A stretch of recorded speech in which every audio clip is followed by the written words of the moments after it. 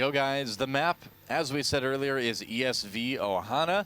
And down in the bottom right part of it, we have our Zerg player who managed to tie things up against a Protoss that's about to possibly get the most wins we've seen in Fight Club. From the team TSL, it is HyuN. I was about to say, can HyuN do it? And then, like, kind of, I don't know. Anyway, at the top left part of the map, we have our blue Protoss player from the team StarTale. Still looking strong despite losing that last game. Will he get the lead on Ohana? It is Squirtle. All right, so Squirtle versus HyuN, and oh man, I did it again. That moment when you look up, they've got 9 supply, they're saving up for an Overlord, and you look up and you're like, 100 resources, 9 supply. Oh my God, it's an early. No, nope, not this time. It's just those moments when you look up and your gut tells you what is going on. But pretty normal stuff out of both players. Like this map, Ohana. This is probably, I would say, one of, if not my favorite map at the moment. It's just played out to be, you know, a lot of really cool games. It's good for both races in different ways. A lot of flank opportunities in the middle of the map for Zerg players to get good surrounds. Usually lends itself to a very long macro game as well, which I prefer. So I like this map. Yeah, it's a cool map. It definitely does, like you said, lead to some longer games. Protoss players oftentimes will wall off their natural and then just break through the rocks. Kind of like what we saw Squirtle did on Metropolis, and if he's able to get that through without taking a lot of damage early on, he's going to be in a position to do well. I mean, the difficult part of this map for really each race, but I think especially a little bit more for Zerg, is where do you take your 4th base? A lot of people would say, you know, if we look at the mini-map, you'd kind of skirt up along the left side, and you take that base as your 4th oftentimes. But it does have a ramp that is pretty close to where your opponent's army is going to be at that point. So the 4th base is really where a lot of points of contention happen on this map between really any race and any matchup at this point, and that's what HyuN's going to need to worry about. Squirtle, too, I mean, he's shown in the past that he's not afraid at all to do any sort of 2-base all-ins to get a win as well, so HyuN's going to need to be just very, very diligent with what he watches out for in this map. And looks like everything's pretty normal for him back at home. Forge just finishing up. Nexus and Gateway coming up afterwards. We'll see if he decides to full wall up the front eventually or leaves a little space there. A little bit less popular to full wall on this map than Metropolis, but it's still very common, and the reasons for it are pretty clear. You have that same destructible rocks going from your natural to your 3rd, so it can be pretty easy to pick that off and go for a quick 3rd base. It doesn't look like he's going to do it this time, though. No. Nope, no. He's got that gap in there. No solid wall as of yet. Probably not going to be one at all. So Squirtle showing that he may be interested in moving out there a little bit earlier. And this probe will get away, but just barely. As we can see, HyuN just dropping down his 3rd hatchery now. Nothing really delayed, though he was forced to take his take a hatchery over at his 3rd rather than his natural to start. Oh, okay. 2 gas going down for Squirtle right now. So he's going to start with some pretty heavy gas income. We saw a couple games ago he did go for just 1 gas early on, but he's going to want to either get some upgrades or some tech going rather quickly this time around.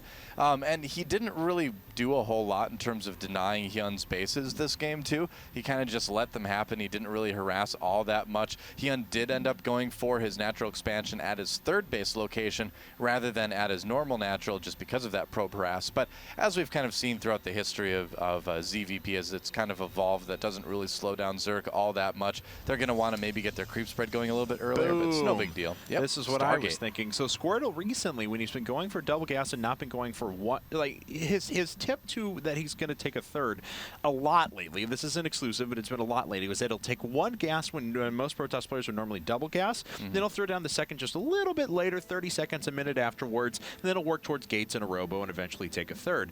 Now, though, if he decides to double gas like this, he has been going for Stargate play quite a bit. This has sort of seen a renaissance lately amongst Protoss players. Yeah, and it's seen kind of a renaissance of variety, too. I mean, we haven't seen any one particular style be very, very popular. We've seen, you know, Phoenix Void Ray. We've seen Void Ray +1. We've seen, like, 6 gates with Void Rays. We saw Genius do that just the other day in Code A in his match against HyuN. So there's a lot of different stuff you can do with it. Looks like it's going to be Phoenix's first for Squirtle this time around, and HyuN getting his gases up now around that 6-minute mark like we usually see. Just 2 right now. Have to see if he adds on a 3rd or a 4th in the near future. Yep, there's a 3rd at the main at least. Yeah. And no, that's actually, a spawning pool. Whoops. Okay. Yep. Never mind. Yeah. Well, it looks like he is actually taking that gas just a hair earlier than he did last time. And yeah, all the rest of his structures are coming up now as well. He took it on about 50 drones last go around, so this time it was about 42. It's a little bit more normal. Yeah. But he is going to have to contend with a few Phoenixes popping the way out for Squirtle at the moment. We'll see if Squirtle gives him away. HyuN is running in with an Overlord now. We'll see if that Stalker, there was a Stalker up and about. Nah, it's actually going after the third base, so this will likely get scouted pretty soon. Yeah, and this is why you generally send in your Overlords at around 7 minutes, because you'll nearly always be able to run into their tech, whether you see the units themselves or you actually see the buildings. And look at that. Yeah, Squirtle flying away from the Overlord. Oh, and Squirtle actually, flew down the left-hand side. It looks like he's going to be able to stop this before it's scouted. He didn't see it. He didn't see the Stargate. Now, yeah, he just doesn't know. Now, that's the first he's seen them all game. Okay, and he immediately starts putting up a couple of Spore Crawlers over at his third as well. Not enough Phoenixes right now well, we'll see here. They're going to pick up this Queen. There is a fourth one flying across the map. It's going to take a while for this one to go down. It'll have to require a second lift here in a second as well. And there it is. Yep, that's right. But he did catch HyuN a little bit unawares, and if he can kill, 2 or 3 queens, harass a little bit, he's not going to be in the worst shape ever. These Phoenixes will have done their job. He's going for Robo and Gateways behind this, just stopping, for now anyway, at just 5 Phoenixes, it looks like. Hydralisk Den is already coming out for HyuN as well. Now, Squirtle in the past has been kind of one of those classic players to decide, okay, I've gone Phoenixes, I've shown you Phoenix. Aha, now here's a Robotics Bay. Enjoy these Colossi. They will rip through your Hydralisks. Yeah, he does love doing that for sure. The 5th Phoenix never actually met up with the army. It's kind of up towards his natural expansion, but now he's going to go and clear out all the Overlords. Hydralisk Den, on the way for HyuN, So far, I mean, if Squirtle wants to do a fast Colossus switch, it could work. Look at the splitting of the Phoenixes, just moving them everywhere at the moment. They're finally coming back now to pick off this Overlord, and he will be able to get 2 of those, it looks like. Overseer going down, too. And there's the Robotics Bay. Yeah, so HyuN's going to be pretty much in the dark until he has an army that comes out that can take on air. He's getting that Spire for Corruptors if need be, but we'll have to see. I mean, this is a very, very typical switch that Squirtle is making. So, I feel like if HyuN loses to this, it's kind of one of those, well, you should have known this was happening situations. He did lose a queen early on, and his spores were a little bit late, so I can kind of see where the compulsion to go for Hydralisks comes from. But he himself is going into Spire a little bit quicker than we saw in the past. Some players do. They would go, okay, Hydralisks, I will defend against this Stargate. And then, oh, well, I'm just going to kind of die to the follow-up. Yeah. He, though, will have the opportunity to move into some Corruptor play pretty quickly. He will, and I mean, there are styles that can work with Hydras, too. We've seen a couple Zerg players go for just kind of a Roach Hydra bust after seeing Phoenixes, and if you move out with it fast enough, they won't have time to get those Colossi out. So it kind of depends. But yeah, like you said, with the Spire that he's getting, he's going to use those Hydralisks just for kind of safety's sake to make sure that he doesn't lose any more workers than he has to. And just kind of going in a direct line with that creep, man. Wow. Yeah, so maybe thinking about really running a lot of units down there pretty soon. +1 weapons is coming up for air units at the moment, though, of course, no air units have been constructed quite yet. Just another 34 Zerglings on the way. They're certainly going to want to confirm, it appears, the appearance of those Colossi before anything else. Yep, that's right. Third base on the way for Squirtle at the moment. He's got Thermal Lance about 2/3 done. And HyuN, I feel like he's getting ready to move out. In fact, he is. Whoa, the Hydra's all the way up there. This is going to be mostly Hydra Link, so it's going to really need to do a ton of damage before the Colossi get out there. And there's already one on the field, too, so I don't know how well this is going to work for HyuN. Ooh, oh, Squirtle man. just lost a lot of the Colossus' health there. Looks like he will be able to pick off a couple of forces. Finally has his opponent in retreat. Another Phoenix does go down. The Hydralisks are now on creep, so they'll be able to run away a little bit quicker. Yeah, I mean, HyuN tried to just go with Hydraling as fast as he possibly could after seeing that it was going to be Colossus tech, but it just didn't work. I mean, it's so tough to stay safe and at the same time produce a big enough army to legitimately attack your opponent. Well, Squirtle taking quite a bit of damage there, going to duck his way into the main to see what's up, and he does see Corruptors now. So how will he prepare against those? Obviously working towards super high-tech. Twilight Council, we'll probably see Templar Archives after that. He already has a Stargate, so Fleet Beacon and eventually a Mothership will hit the longer this game wears on. And it's kind of crazy to think that we're talking about that already at this stage of the game, but that's kind of inevitably where this is going to lead us if the game stabilizes a bit. Yeah, if your opponent does go for Spire Tech and Hive Tech, you want to get that Fleet Beacon out if you have a Stargate so that you can make that Mothership a little bit later.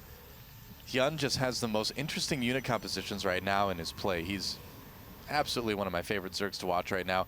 Ling, Roach, Hydra, Corruptor at the moment. And here he goes. He's going after the third base, but can he kill those Colossi fast enough? One of them goes down very quickly. A second Whoa, Colossus, yeah, he really took a lot of damage there. More Immortals coming up. Looks like he was planning on transitioning completely away from them. But, of course, as soon as the Colossi went down, HyuN switched right back into Hydralisk for additional DPS against non-Colossus forces.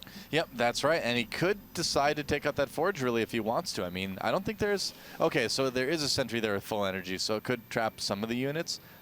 But he's got Squirtle right where he wants him positionally. And yeah, just kind of poking in a little bit again. Okay, going to make his way up. The Phoenixes are all going to die. Just Corruption hitting the rest of the forces now. It's all the utility that these have left until Greater Spire is done. And there's still quite a bit of DPS left in Squirtle's army, so it's going to be difficult for HyuN to get a ton of damage done right now. But as he reproduces his forces that are designed to kill just this, he's going to be looking pretty good. Well, HyuN's got a window that, you know, he wants to do damage, and he wants to do damage before Blink finishes especially, too. And here he comes yet again. Does Squirtle have the force fields to keep holding this off? We'll find out. Yeah, actually, up at the front, these Stalkers are dealing some really, really nice damage. There is +2 attacks finished up for all range units from HyuN, but Squirtle does have 1/1 upgrades himself with +2 on the way, so he's certainly no slouch in the upgrade department. Yeah, now HyuN isn't really like all in with this or anything. He's got a 4th base back at home. I'm a little bit worried that he hasn't gone for Hive Tech yet, but he feels he can win with this composition. He's going for it. And he does manage to kill a few sentries up at the front with his Zerglings, and trading a few Zerglings for a few sentries is always good for him. And the forces just keep moving in as well. Yes, these Corruptors are still corrupting these forces as well, and the Hydralisks are just standing unopposed. Those things do so much damage so quickly, and here he comes. The Immortals aren't as effective against them, but is the unit count high enough? I just don't think that HyuN can quite break this just yet. Maybe with these reinforcements, maybe he can get in there and do it, but it is going to be so close. And if Squirtle gets Blink done, it's going to be even harder for HyuN, and it's about to finish. It did just finish. So Blink is finished up. It looks like a few more sentries were warped in as well. So there will be a few additional force fields available. HyuN just waiting for the moment as he gets an additional group of Roaches out on the field. And that is going to be a pretty staggering amount of Roaches. Once again, HyuN is maxed. Yep, that's right. So he continues to try to pound his opponent into oblivion here. The nice thing for him is that the upgrades have been a little bit slower for Squirtle because of the Stargate play. So HyuN does have that going for him. But can he break this 3rd base location? Everything hinges on this 3rd with his 4th base up and running. He's got plenty of larvae to do it, but here he goes. And the force field's trapping out a few of the ranged units there, but the Zerglings were all able to close and took a couple of sentries with them, and an Immortal. Looks like a second Immortal even going to fall here in a second. Yep, so, down to 2 Immortals left. Yeah, the forces just keep running forward for HyuN at the moment. Squirtle taking a pretty massive amount of damage, and the supply keeps dropping. Reinforcements just continuing to filter in. Yeah, man, HyuN with that 4th base has just got so many larvae. He's got so much income, and it looks like he's going to break Squirtle right here at the 3rd base. Another Colossus on the way, but it's not going to be a factor. GG. Wow, and HyuN takes